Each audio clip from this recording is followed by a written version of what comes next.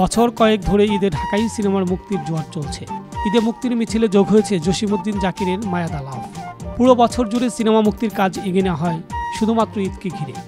এবারে ঈদে আসছে বেশ কয়েকটি চলচ্চিত্র, সেই ভিড়ে যোগ হলো 3 নায়কের মায়া। রবিবার রাতে ঢাকার একটি রেস্তোরাঁয় আয়োজিত সংবাদ সম্মেলনে সিনেমাটির মুক্তির ঘোষণা করে মায়া টিম।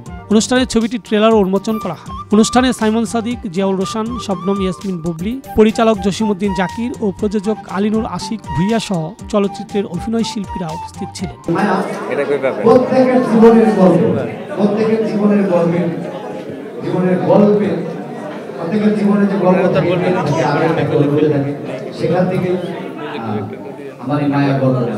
আমি চাই আপনার আসন্ন ঈদে ঈদ উল ফিতরে মায়া সিনেমাটি সপরিবারে সহ হলে যেয়ে দেখুন। সবার প্রতি আমার অনুরোধ, আপনারা একটু সময় বের করে, আপনারা যেরকম পরিশ্রম করেন সেই সময়টা ঈদের সময় বের করে আপনারা একটু হলে যাবেন, আপনাদের পাশের মানুষদেরকে বলবেন, এবং বাকি যে সিনেমাগুলো আসছে ঈদে প্রত্যেকটা সিনেমা সবাই দেখুক, এনজয় করুক, বাংলা চলচ্চিত্রের সাথে থাকুক। ছবিটির নাম মায়া, যেটি আগামী ঈদে মুক্তি পেতে যাচ্ছে।